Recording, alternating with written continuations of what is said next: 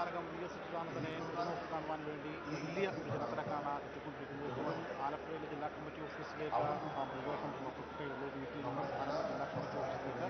നമ്മളിപ്പോൾ ഇവിടെയുള്ളത് നമ്മുടെ ബീച്ച്, ആലപ്പുഴ ബീച്ച് മൈതാനത്ത് ഒരുക്കിയിരിക്കുന്ന പ്രത്യേക സ്ഥലത്താണ്. നമുക്കിവിടെ നിന്നാൽ കാണാം വലിയൊരു ജനക്കൂട്ടം ഇവിടെ നേരത്തെ തന്നെ നിലയുറപ്പിച്ചിട്ടുണ്ട്. അവരെ നിയന്ത്രിക്കാൻ റെഡ് വോളണ്ടിയേഴ്സ് അടക്കം പോലീസ് ഉൾപ്പെടെയുള്ള ആളുകളുണ്ട്. തൊട്ടപ്പുറത്ത് വലിയ രീതിയിൽ മുദ്രാവാക്യം വിളികളോടെ ഒരുപാട് പേരെ നമുക്ക് കാണാൻ കഴിയും. ചേട്ടാ, എവിടെ നിന്നാണ് വരുന്നത്? നമ്മൾ തലശ്ശേരി നിന്ന് വരികയാണ്. ആ, എപ്പോൾ വന്നിരിക്കുന്നത്? നമ്മൾ ഇന്നലെ രാത്രി ഇവിടെ എത്തിയിട്ടുണ്ട്. കുറേ സമയം ക്യൂവിൽ നിന്ന് പിന്നെ സഖാവ് വി എസിൻ്റെ വീട്ടിൽ പോയിട്ടുണ്ടായിരുന്നു. അപ്പോൾ വീട്ടിൽ നമുക്ക് അങ്ങോട്ട് കയറാൻ കഴിയുന്നില്ല. വളരെയധികം ജനങ്ങളാണല്ലോ, ഒരു രക്ഷയില്ല. അങ്ങനെയാണ് എല്ലാം കൂടി ഇവിടെ എത്തിച്ചേർന്നത്.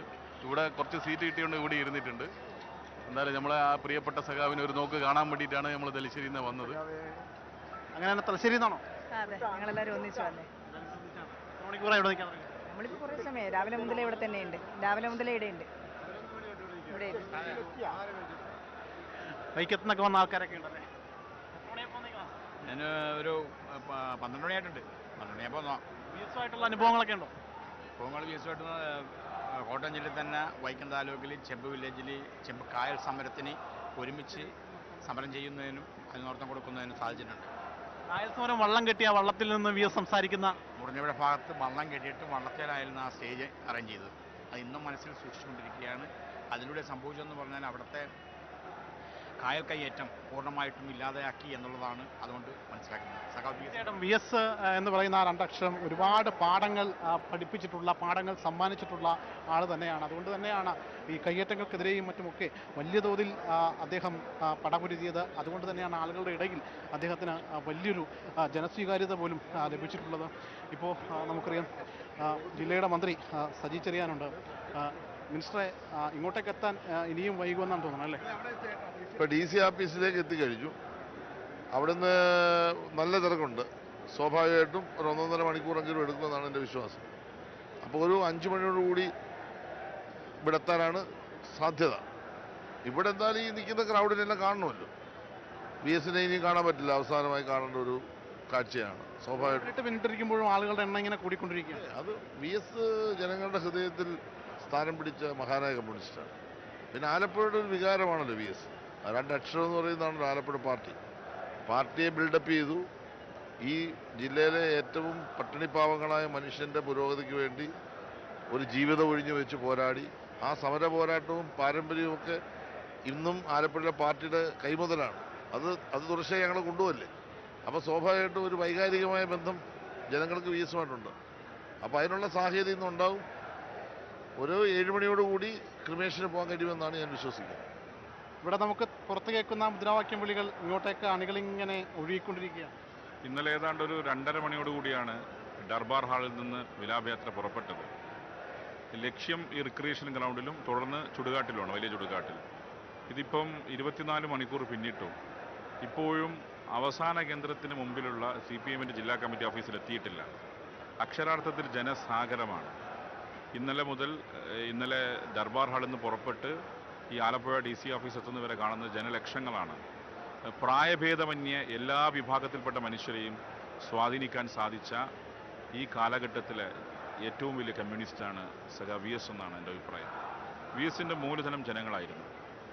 ജനങ്ങളെ വി എസ് സ്നേഹിച്ചിരുന്നു. തിരിച്ച് ജനങ്ങൾ നൽകുന്ന സ്നേഹവികാര പ്രകടനങ്ങളാണ് ഇപ്പോൾ കേരളം കണ്ടുകൊണ്ടിരിക്കുന്നത്. അങ്ങ് വടക്ക് മുതൽ ഇങ്ങ് തെക്ക് വരെ കേരളത്തിൻ്റെ എല്ലാ ഭാഗത്തും ജനങ്ങൾ ഒഴുകിയെത്തുകയാണ്. അത് വി എസ് എത്രമാത്രം ജനങ്ങളെ സ്വാധീനിച്ചു എന്നതിന് ദൃഷ്ടാന്തമാണ്. തീർച്ചയായിട്ടും അതുതന്നെയാണ്. തൊട്ടപ്പുറത്ത് മന്ത്രി AK ശശീന്ദ്രൻ കൂടിയുണ്ട്.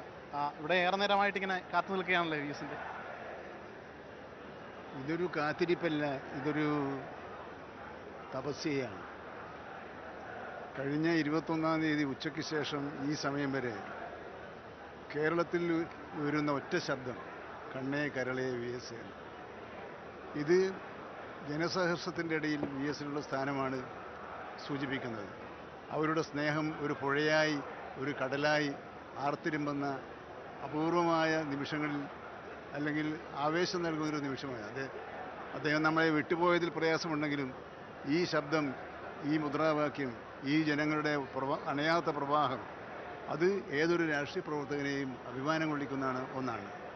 മറ്റൊന്ന്, വി എസ് എന്ന പുറമേ കാണുന്ന പരുക്കനല്ല, ജനങ്ങളിൽ സ്നേഹവും വാരിക്കോരി കൊടുത്ത സ്നേഹസമ്പന്നനാണ് എന്നുകൂടി കേരളം തെളിയിച്ചിരിക്കുകയാണ്. എന്നെ സംബന്ധിച്ചിടത്തോളം എന്നോട് ഒരിക്കൽ ഒരു കാര്യം പറയുകയുണ്ടായി. 1982 എ കെ ആൻ്റണിയും കൂട്ടരും LDF വിടാൻ തീരുമാനിച്ചു. അപ്പോൾ ഞങ്ങളന്ന് 6 പേര്, ഞാൻ വി എസിനെ പോയി കണ്ടു. ഞങ്ങളിങ്ങനെയാണ് ആലോചിക്കുന്നത്. എന്നോട് ഒറ്റ കാര്യം ചോദിച്ചില്ല, നല്ലതുപോലെ ആലോചിച്ചോ എന്ന് ചോദിച്ചു. ഞാൻ പറഞ്ഞു നല്ലതുപോലെ ആലോചിച്ചു. വീണ്ടും പറഞ്ഞു, നല്ലതുപോലെ ആലോചിക്കാതെ ഒരു തീരുമാനമെടുക്കരുത്, തീരുമാനമെടുത്താൽ തിരിഞ്ഞു നോക്കരുത്.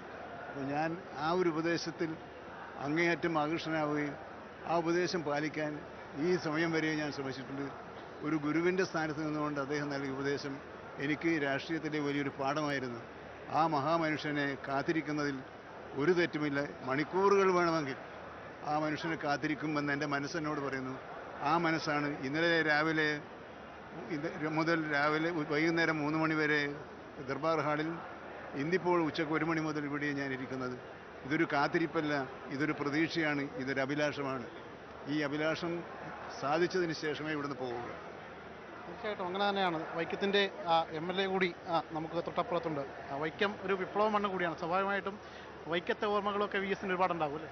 തീർച്ചയായിട്ടും വൈക്കത്തെ ഓർമ്മകൾ, വൈക്കത്തെ ജനപ്രതിനിധി എന്ന നിലയിൽ കഴിഞ്ഞ ടൈമിൽ വി എസിനോടൊപ്പം നിയമസഭയിൽ ഇരിക്കാനുള്ളൊരു ഭാഗ്യം എനിക്ക് ലഭിച്ചിട്ടുണ്ട്. ഒത്തിരി ഓർമ്മകളുണ്ട്. വൈക്കത്ത് നിരവധി പ്രാവശ്യം അദ്ദേഹം വന്നിരുന്നു. വൈക്കത്തെ കമ്മ്യൂണിസ്റ്റ് പാർട്ടിയുടെ ATCയുടെ ഓഫീസും കൂടിയായിട്ടുള്ള ഇണ്ടന്തുരുത്തി മനയിൽ വന്നത് തൊട്ടുള്ള ഓർമ്മകൾ ഇപ്പോൾ ഇവിടെ വി എസ് ഇപ്പോൾ നമ്മളോട് ഒപ്പം ഇല്ലാതിരിക്കുന്ന സമയത്ത് ഇനിയിപ്പോൾ ആ ഓർമ്മകളൊക്കെ തന്നെയാണ് നമുക്ക് ശക്തി പകരുന്നത്. ഇപ്പോൾ അവസാനമായി ഒന്ന് കാണുന്നതിന് വേണ്ടിയിട്ടാണ് നേരത്തെ തന്നെ എത്തി. തീർച്ചയായിട്ടും ജനപ്രതിനിധികളടക്കം അങ്ങനെ ഇവിടെ വന്ന് മണിക്കൂറുകളോളം കാത്തിരിക്കുന്നുണ്ടെങ്കിൽ വി എസ് എന്ന 2 വർഷത്തിൻ്റെ ആ മനുഷ്യസ്നേഹിയുടെ ആ ഒരു ഹൃദയവിശാലതയും മറ്റുമൊക്കെ തന്നെയാണ് ഇപ്പോഴും നമുക്ക് പുറകിൽ കേൾക്കുന്നത്. വി എസിന് വേണ്ടിയിട്ടുള്ള കണ്ണേ കരളെ വി എസ് എന്ന ആ മുദ്രാവാക്യം തന്നെയാണ്. അതിങ്ങനെ നിലയ്ക്കാതെ അലയൊലിച്ചു കൊണ്ടിരിക്കും. എത്ര സമയം ഇവിടെ കാത്തിരിക്കണമെന്നറിയില്ല എങ്കിൽ പോലും അതിന് ഒരു മടിയും കൂടാതെ പ്രവർത്തകർ അക്ഷമരായിട്ട് ആ മുദ്രാവാക്യം ഏറ്റുവിളിച്ചുകൊണ്ട് കാത്തിരിക്കുകയാണ്.